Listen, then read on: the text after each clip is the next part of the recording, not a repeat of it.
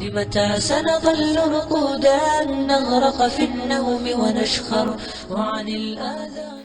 بیشک هر سخن پیوند با دلیل است. سخنی به دلیل و اساس مردود و به اعتبار است. شکر خداوند که امروزها در دیار ما مردم مسلمان کمی هم باشد رو به سوی علم آوردند و میخواهند مسائل دینی را درست بفهمند و درست عمل نمایند. ولی متاسفانه بعضی ملاهای جاهل چنان رفتار و گفتار میکنند که بر مردم عوام تأثیر منفی خود را میرساند. حقیقت چیز را نفهمیده به دلیل با شور و زور درست بودن آن را اثبات میکنند. مثلا در مسئله خیرات سیبگاهی و غیره دلیل آنها این است که ملاهای پیشین این گونه خیرات را منع نمی کردند. در تمام کتاب‌های فقه آمده است که صدقه برای مرده ها منفعت می رسانند و غیره. با چنین دلیل ها همه این بدعت ها و خرافات را از شریعت اثبات می کنند. حالا آن که مأخذ دلیل آنها از 4 اصول شریعت بیرون است، آنها از پیش خود اجتهاد کرده دلیل های پیش می کنند. حالا آن که آنها مجتهد نیستند و مجتهدان 4 مذهب پیش از آنها اجتهاد کرده ناجایز بودن چنین خیرات و صدقات را بیان کرده اند و طریقه های درستی صدقه و خیرات را طبق تعلیمات قرآن و سنت راهنمایی کرده اند.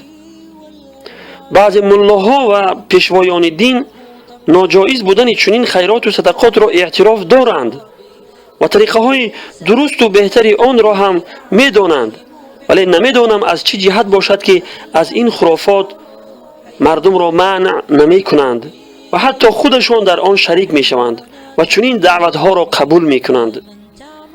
البته سخن حق را در 2 موضع گفتن خیلی مشکل است. یکی در نزد پادشاه ظالم و دیگر این که از جایی که چیزی امید داشته باشی. بعضی ملاها و پیشوایان دین در موعظه های خود ناجایز بودن چنین خرافات را بیان می کنند و می گویند که ما آنها را منع می کنیم، آنها گوش نمی کنند، ما چیکار کنیم؟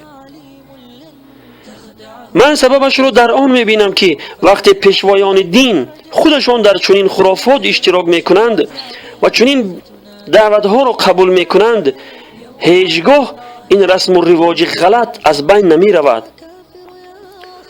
مردم طریقه های درست شرعی را برای صدقه و خیرات ترک کرده طریقه غلطی را انتخاب کرده اند که در آن هیچ خیری وجود ندارد، برعکس زیان و خساره است و هیچ ثوابی به میت نمی رسد. البته ملاها و پیشوایان دین در قیامت از آن پرسیده می شوند.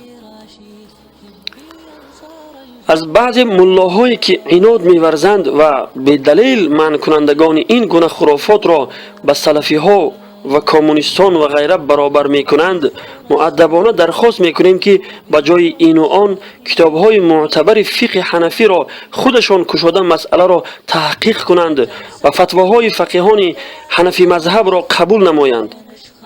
اقلاً یک بار این رساله را با چشم انصاف تا آخر بخوانند. باوری دارم اگر واقعاً پیروی مذهب ابو حنیفه رحمت الله علیه باشند البته قبول میکنند. ما با تمام ملاها و پیشوایان دین خطاب کردن میگوییم که به خاطر رضای الله حقیقت سنت و بدعت را به مردم بفهمانند و از چنین بدعت ها و خرافات مردم را منع کنند و خود نیز در آن شریک نشوند و چنین دعوت ها را قبول نکنند. مذهب حنفی را با چنین بدعت ها و خرافات زینت دادن از انصاف بیرون است. مردم عوام پیرو شماست و شما می توانید این همه بدعت ها و خرافات را از بین برید. شما نترسید که مردم شما را سلفی یا وهابی می گویند. حنفی مذهبی واقعی باشید و مردم را حنفیت خالص را بیاموزید، چون که امام اعظم ابو حنیفه رحمت الله علیه و شاگردانش بلکه امامان دیگر مذهب ها و شاگردانشان نیز از این گونه بدعت ها و خرافات بیزار بودند. پس این کدام دین و مذهبی است که پیروان خود را به چنین خیر و خدایی های خانه خراب کن امر می کند که تا 1 سال وارثان میت در سختی و پریشانی به سر میبرند. قسم به خدا که این همه تهمت به دین و مذهب است. خداوند تمام عالمان و پیشوایان دین را توفیق عمل نصیب فرماید و از شر ظالمان حفاظت فرماید. آمین یا رب العالمین. با توفیق و مدد خداوند منان این رساله به پایان رسید. از خداوند تعالی امید است که این رساله را شرف قبولیت عطا فرموده همه مسلمانان را توفیق ترک بدعتها و خرافات نصیب فرماید و این رساله را سببگار هدایت آنها بگرداند و اجر و ثواب آن را به روح مادرم برساند. طالب دعا و خادم شریعت ابن سعدی حنفی. وتضيع العمر الغالي وبك الفترة لن تقتل.